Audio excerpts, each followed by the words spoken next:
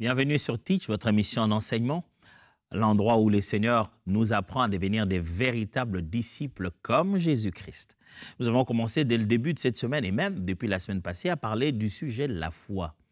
Et on apprend comment Dieu et qu'est-ce qu'il fait exactement pour grandir notre foi. Souvenez-vous de la demande des disciples qui ont dit à Jésus, « Seigneur, augmente-nous la foi ». Et nous sommes en train d'étudier ces choses que Dieu fait justement pour nous augmenter la foi, si l'expression devrait être gardée, ou pour améliorer la qualité de notre foi. Aujourd'hui, on va étudier une chose en particulier que Dieu utilise pour augmenter notre foi ou améliorer la qualité, la résistance de notre foi. En fait, cette chose, c'est la transformation du caractère.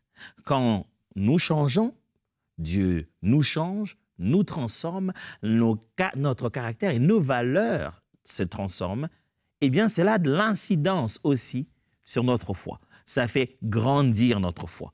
Comment est-ce possible? Comment notre changement fait grandir notre foi? Eh bien, let's teach. Grandissons ensemble.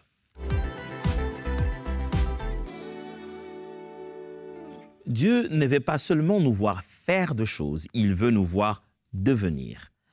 Dans la foi, Dieu ne veut pas seulement que nous fassions confiance à qui il est, il voudrait que nous devenions ce qu'il est lui aussi. Le processus de notre foi, la grandeur, son impact s'améliore au fur et à mesure que nous changeons dans notre caractère pour ressembler à Christ. Plus tu deviens comme Dieu, plus tu uses de la foi de Dieu. Plus tu deviens comme Dieu, plus tu le fais confiance à 100% sur ce qu'il est et sur ce qu'il est capable de faire. La première des choses que je voudrais partager avec vous sur le changement et son influence sur notre foi, c'est le fait que la transformation de ton caractère authentifie ta foi. La transformation de ton caractère authentifie ta foi. Matthieu chapitre 7, versets 16 à 20, on va lire. Matthieu 7, 16 à 20. Vous les reconnaîtrez à leurs fruits. Cueille-t-on des raisins sur des épines ou des figues sur des chardons? Tout bon arbre porte des bons fruits, mais les mauvais arbres portent des mauvais fruits. Un bon arbre ne peut porter des mauvais fruits, ni un mauvais arbre porter des bons fruits. Tout arbre qui ne porte pas de bons fruits est coupé et jeté au feu. C'est donc à leurs fruits que vous le reconnaîtrez. Jésus est en train de parler ici de faux prophètes, des personnes qui ne servent pas Dieu dans la vérité. Et il veut donner un indicateur de comment on reconnaîtrait ces gens des personnes. Il dit, il donne l'analogie de l'arbre et du fruit. Il dit, la nature du fruit dépend de la nature de l'arbre. C'est donc l'arbre qui donne nature au fruit. Le manguier porte des mangues et un mauvais arbre ne peut que donner des mauvais fruits, comme un bon arbre ne peut pas donner des mauvais fruits. Ce que tu es, c'est ce qui va donner les résultats de ce que tu fais. Établissant ainsi ce principe qui est applicable aussi dans la foi, que c'est dans le caractère que s'authentifie ta foi. Ce que tu deviens confirme ce en quoi tu crois. Avez-vous déjà eu un ami qui s'est laissé prendre dans une sorte de secte? Vous avez déjà eu un ami comme ça qui a commencé à croire à des croyances assez bizarres. Quand vous le regardez, vous verrez que quelque chose a changé en lui. Et c'est ce qui authentifie ce en quoi il le croit. Il a commencé à croire à des choses bizarres, ça fait qu'il a enlevé toutes les photos de sa maison, il a repeint sa maison en blanc, pas de couleur additionnelle, il a commencé à mettre des plantes à l'entrée de sa porte. Quand vous lui parlez, il y a des termes qu'il n'utilise pas, il y a des mots quand il les dit, il dit « paix à son âme ». Quand il dit cela, il dit une chose, il doit se reposer pendant quelques secondes. Tu sens que le monsieur n'est plus le même. Qu'est-ce qui s'est passé? Il croit à quelque chose d'autre. Le changement de caractère authentifie ta foi. Le fait que tu as changé montre que tu crois réellement. C'est parce que ce en quoi tu crois te changera toujours. Si ça ne te change pas, je me pose la question si tu crois réellement. 1 Pierre chapitre 1, versets 7 à 8. 1 Pierre chapitre 1, versets 7 à 8. Afin que l'épreuve de votre foi, plus précieuse que l'or périssable, qui cependant est éprouvée par le feu, ait pour résultat la louange, la gloire et l'honneur lorsque Jésus-Christ apparaîtra, lui que vous aimez sans l'avoir vu, en qui vous croyez sans le voir encore, vous réjouissant d'une joie plutôt ineffable, glorieuse. Pierre dit que l'épreuve de notre foi va produire justement de la louange, ainsi de suite. Et l'épreuve de notre foi, comme de l'or qui est éprouvé, va donner des meilleurs résultats. Et il dit, lui que vous avez aimé sans l'avoir vu, en qui vous croyez sans le voir encore. Il dit, vous avez une foi en Jésus, vous ne l'avez même pas vu, mais l'épreuve de votre foi là que vous avez en Jésus va produire tellement de bons résultats. Vous ne l'avez pas vu, mais vous croyez, et ce par quoi vous passez, parce que vous croyez en lui, va produire à vous un caractère visible. Il dit, vous réjouissant d'une joie ineffable et glorieuse. Il dit, l'épreuve de votre foi plus précieuse que l'or va produire. Frère, écoutez-moi. Lorsque vous devenez quelqu'un, vous devenez comme Jésus. C'est la meilleure expression, la meilleure confirmation que vous croyez en Jésus. Avez-vous déjà vu un groupe de jeunes? Nous, quand on était ados, on pouvait voir ça. Un groupe de jeunes qui commence à être influencé par un jeune adulte.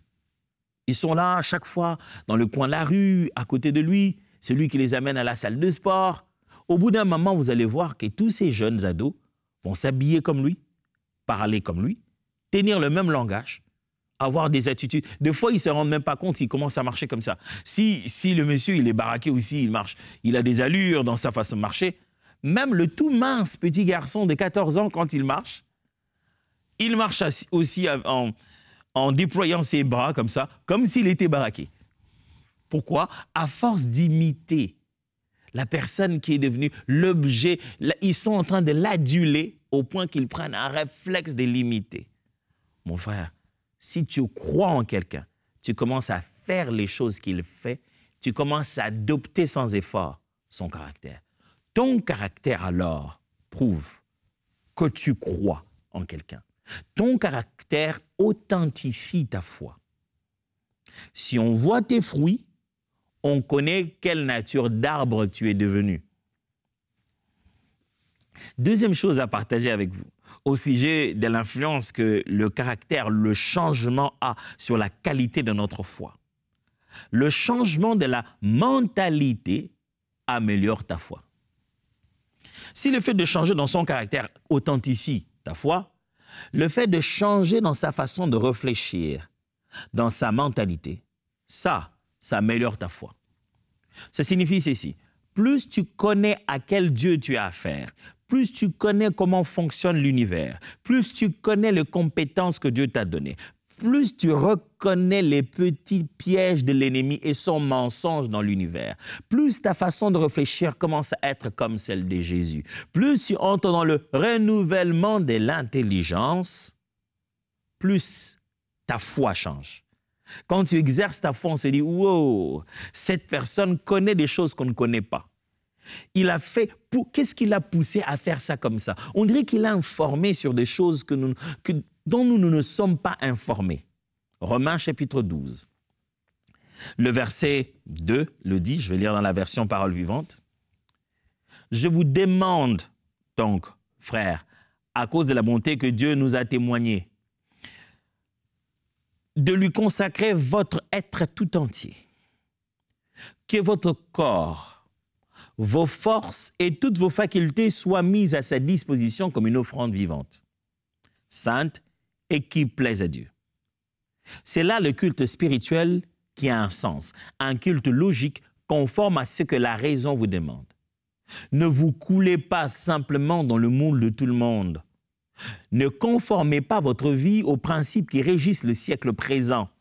Ne copiez pas les modes et les habitudes du jour. Laissez-vous plutôt entièrement transformer par le renouvellement de votre mentalité. Adoptez une attitude intérieure différente. Donnez à vos pensées une nouvelle orientation afin de pouvoir discerner ce que Dieu veut de vous. Ainsi, vous serez capable de reconnaître ce qui est bon à ses yeux, ce qui lui plaît et qui vous conduit à une réelle maturité. J'ai juste envie de dire, après tout ça, j'ai juste envie de citer Hébreu qui dit, or, sans la foi, il est impossible d'être agréable à Dieu. Paul est en train de parler aux chrétiens de Rome, mais il leur explique une chose importante. Il dit, dans le milieu où vous êtes, faites attention. Vraiment, je vous exhorte, faites attention. Ne vous conformez pas au siècle présent. Ne coulez pas seulement votre vie dans le moule du quotidien. Ayez une mentalité différente. Raisonnez différemment. C'est cette façon de réfléchir qui est inspirée par la nature et les vérités de la parole de Dieu. C'est ce qui vous permettra de découvrir ce qui lui est agréable. Quand vous comprenez ce qu'il dit, vous comprenez très bien ce que la Bible dit quand elle dit qu'il est impossible d'être agréable à Dieu sans la foi. Il dit ceci, si votre mentalité change, vous comprenez ce que Dieu veut, vous comprenez la volonté de Dieu, vous comprenez les Écritures, vous commencez à raisonner comme quelqu'un qui connaît la vérité. Vous n'êtes plus plongé dans le mensonge que le monde et le diable offrent aux gens aujourd'hui. Vous n'êtes plus manipulé par les nouvelles sciences, ni manipulé par les réseaux sociaux. Vous n'êtes plus manipulé par les dictateurs de ce monde. Votre réflexion ne se coule pas simplement dans ce que tout le monde fait maintenant. Vous n'êtes pas juste le pantin du système. Vous avez votre intelligence en place, vous raisonnez comme un être humain indépendant sous l'influence de rien d'autre que de la direction du Saint-Esprit. Quand vous devenez comme ça, même dans la façon d'appliquer votre foi, ça se sent.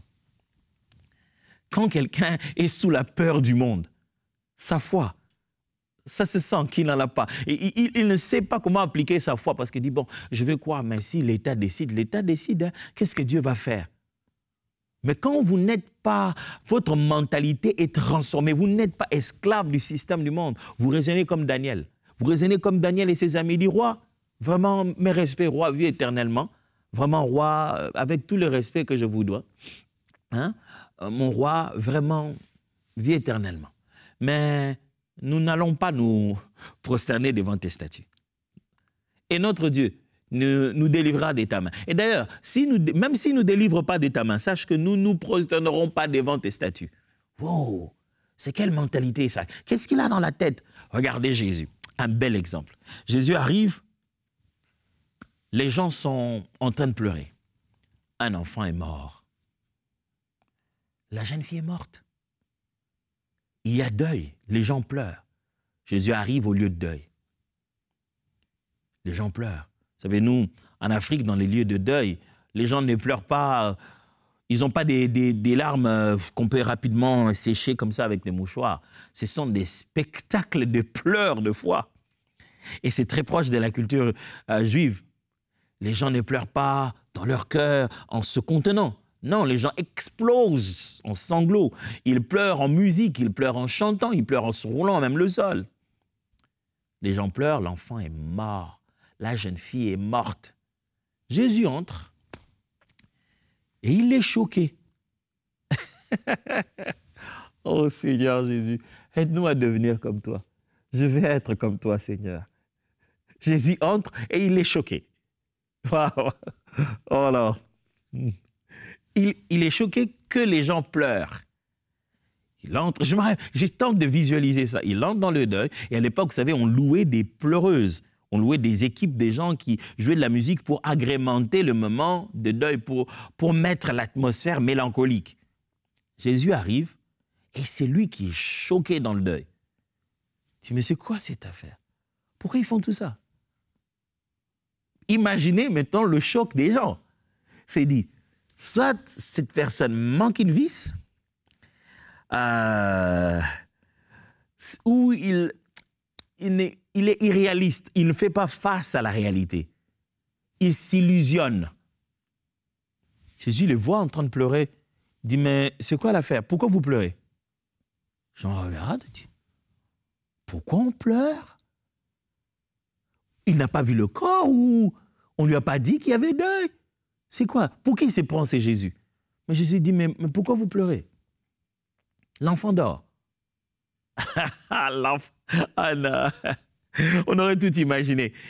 Il nous demande pourquoi on pleure parce qu'il veut nous dire que l'enfant dort. Ah non, mais c'est qui encore s'est illuminé? On aurait peut-être cru qu'il n'avait pas l'information, c'est pourquoi il était comme ça. Mais il ose nous dire l'enfant dort. Un adulte comme ça, de près de trentaine d'années, il ne connaît pas la différence entre sommeil et mort. Qu'est-ce qu'il a dans sa tête? C'est comme ça qu'on réagit quand un homme de foi exprime sa foi. C'est un fou. Dis, mais c'est quoi ça? Jésus avait une toute autre mentalité vis-à-vis de la vie et de la mort. Il avait des informations totalement différentes. Les informations à la taille de Dieu. Il avait la connaissance du Créateur. C'est lui la parole par laquelle tout ce qui a été fait et sans qui rien n'a été fait. Quand il appelle ça dormir, il sait de quoi il parle. Et regardez comment la mentalité du Créateur entre en choc avec la mentalité de la créature. La créature croit que lorsqu'il n'y a pas de signe, il n'y a plus de pouls, il n'y a plus de battement, le corps se refroidit, c'est qu'il y a extinction de vie. Or, le Créateur sait que rien ne meurt. Ça sort du corps et ça peut rentrer. C'est pourquoi la Bible déclare que Abraham et Isaac, Dieu n'est pas un Dieu de mort, mais il est un Dieu de vivant. Ça signifie que même quand le souffle n'est plus dans le corps, on ne parle pas de mort. Ça veut simplement dire que ce corps est en repos, mais l'esprit s'est déplacé, le souffle n'y est plus, on peut le ramener. Waouh! Voir les choses de cette manière, ce n'est pas tout le monde qui était habitué à ça. Ce qui fait que Jésus entre pour prouver qu'il n'était pas illuminé et illusionné, qu'il n'était pas toqué, qu'il avait plutôt une information différente, une mentalité totalement différente. Il a démontré ça. Sa mentalité a complètement démontré sa foi. Quand votre mentalité change, quand la connaissance de la parole de Dieu, les vérités des Écritures viennent étirer votre homme intérieur, vous commencez à réfléchir autrement, pas comme le monde, pas comme ces systèmes du monde, le système académique, les systèmes de l'école, les systèmes de la science vous a imposé à réfléchir. Quand vous commencez à réfléchir selon la Bible, votre foi change. Vous commencez à croire à des choses auxquelles les gens ne croient pas. Ils disent, mais ce n'est pas démontré par A plus B. Vous n'allez plus par A plus B, oh gloire à Dieu. Vous n'allez plus par 2 plus 3, oh gloire au Seigneur. Vous êtes dans une logique où les pains, quelques poissons peuvent nourrir des milliers. 2 pains, 5 poissons, avec des milliers de gens comme ça. Votre mathématique a changé, alléluia. Votre physique a changé. Vous marchez sur l'eau. Votre notion de la physique a changé. L'eau, on y marche dessus, on ne devrait pas naviguer, gloire à Dieu. Vous avez une réalité totalement différente. Vous pouvez être ici et il vous fait disparaître pour vous amener complètement chez l'eunuque éthiopien. Et de là, vous disparaissez pour aller ailleurs. Votre mentalité a été bouleversée. Votre foi va être aussi totalement affectée. Et vous connaissez l'histoire. Jésus va voir la jeune fille et dit, « Jeune fille, réveille-toi. » Tu lui parles. Elle est morte. C'est vous qui dites qu'elle est morte. Vous allez voir.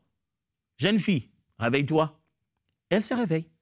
Oh, vous imaginez, moi je serais là-bas, je serais en train de me dire, c'est pas vrai, on a failli l'enterrer.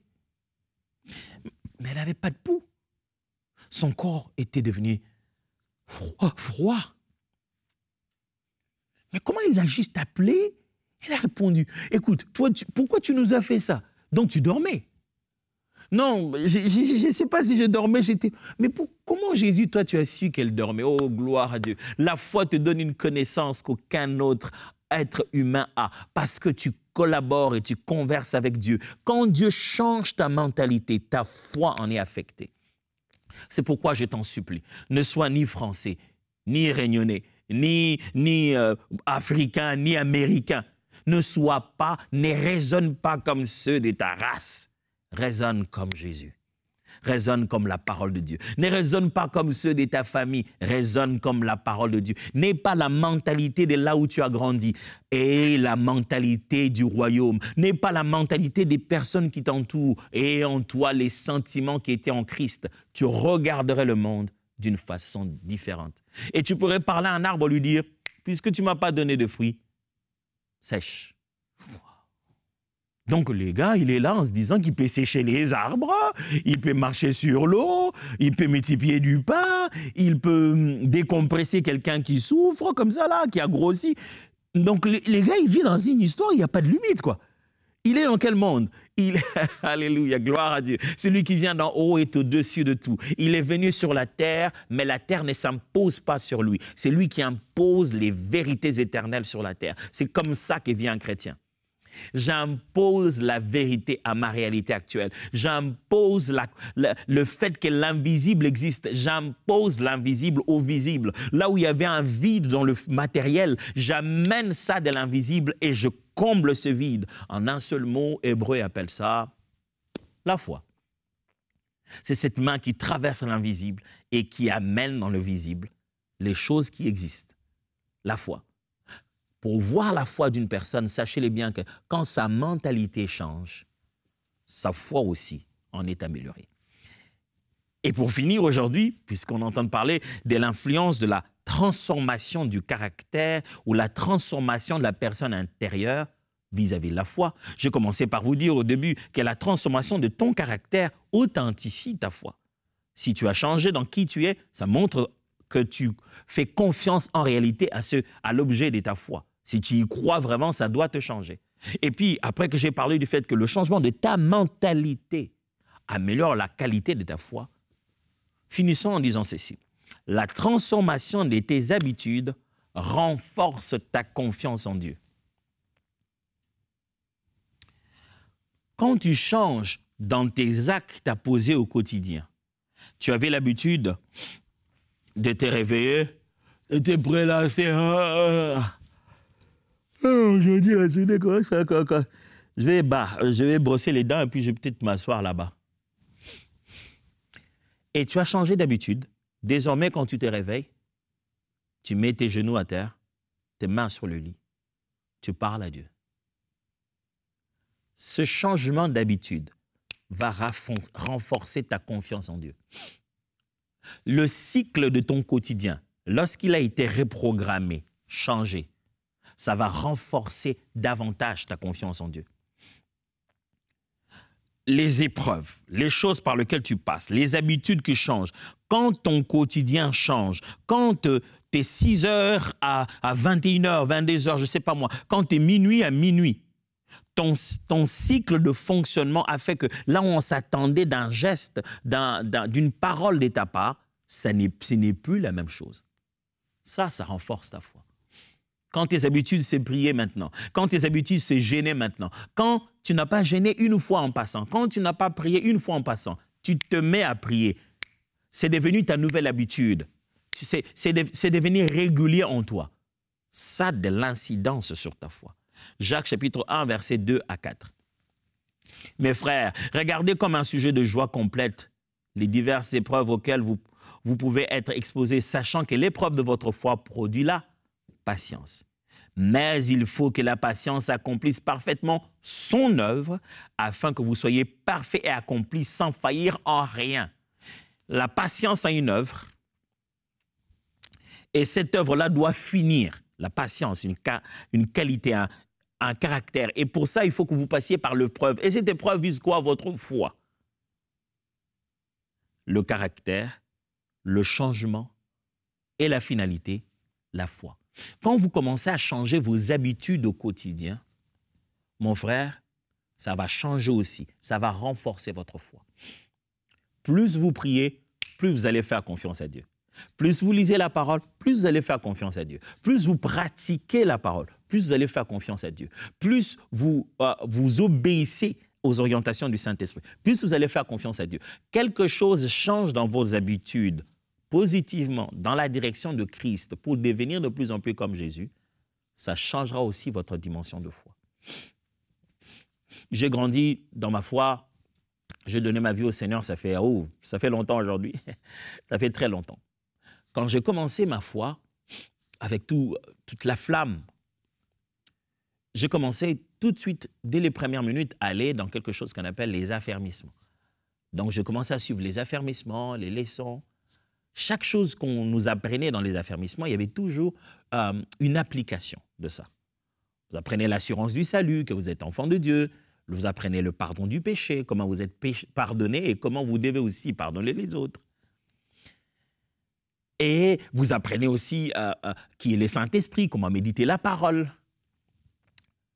Quand on a parlé du pardon, je me souviendrai qu'on nous a donné un exercice. Et à cette époque-là, je m'étais embrouillé avec mon ami. On nous a dit, pardonnez. Est-ce que vous avez quelqu'un que vous voulez pardonner? J'ai dit, oh non, pas ça.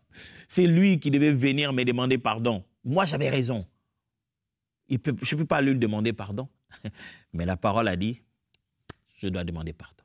Ce n'était pas dans mes habitudes, mais je me suis levé. Je suis allé chez eux, j'ai frappé à la porte. Sa mère m'a vu. Elle dit, oh, il a appelé, il dit, mais ton ami est venu te chercher. Je dis, quel ami? Ah, il est venu me chercher, il est venu demander pardon. Oui, j'avais dit qu'il viendrait me demander pardon. Oh, j'avais envie de dire, ah Dieu, j'abandonne. Mais non, j'étais là. Vous savez, les êtres humains, c'est comme ça. Quand tu t'humilies, ils t'humilient. Quand tu uses d'humilité, ils en profitent pour exercer de l'humiliation. Mais je suis resté là. Je lui ai demandé pardon. Et j'ai pris une habitude. Quand je commets une erreur, je demande pardon maintenant, tout de suite. Je me souviens qu'on nous a parlé alors de la méditation de la parole. Il faut méditer la Bible. Je dis, mais je n'ai même pas de Bible. Comment je vais méditer? Dieu, tu veux que je médite? Il faut que j'ai une Bible. Je me souviens qu'on va prier quelque part. Quand on finit, notre responsable il nous a distribué de l'argent comme pour payer le transport. Et je regardais le moyen qu'il m'avait donné. C'était juste de quoi payer ma Bible. Je suis allé payer ma Bible. Et j'ai eu ma première Bible. J'ai appris à prier. On devait se rendre à un endroit, on nous a appris comment prier. On devait se rendre quelque part pour prier pour des gens. Je n'avais même pas d'habits appropriés pour ça. J'avais mes habits de l'école. J'étais encore écolier. Mais il fallait me rendre quelque part. Je commençais à dire... J'ai appris qu'on m'a dit, il faut prier. Ah, j'ai prié alors. Je m'arrête et je prie. Je dis, Dieu, je ne sais pas si on te demande des habits aussi, mais je crois que j'en ai quand même besoin. Et la semaine qui a suivi, boum, on m'a acheté des nouveaux habits. Mes habitudes ont changé. Mon quotidien qui était plat, je regardais mon film, je regardais la télé, et je faisais mes devoirs, je partais. Maintenant, il y a des choses que je ne faisais pas. Des nouvelles habitudes. Je prie, je médite, je suis les enseignements. J'ai décidé de commencer à pardonner les gens. Et de plus en plus, ça a mis en moi une confiance que de l'autre côté existe vraiment un Dieu en qui je suis en relation. Mes habitudes ont bâti davantage ma confiance à un Dieu. Je me suis rendu compte que ce jour-là, j'ai fermé les yeux, j'ai prié, j'étais dans ma chambre, il n'y avait personne, je parlais. 2 jours après, j'ai eu exactement, même au-delà de ce que j'attendais, c'est que Dieu existe.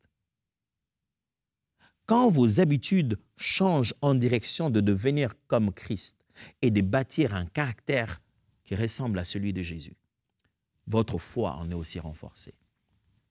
Hommes et femmes de foi, est-ce que ça bouillonne en vous? Dieu veut que vous puissiez le faire confiance et que vous soyez capable de manifester des choses dans votre vie qui sont le résultat de votre foi en lui et de votre croyance sur comment fonctionne l'invisible. Je suis sûr que ça a enflammé votre foi. Gardez cette chaleur parce qu'on se rencontre demain et que Dieu vous bénisse.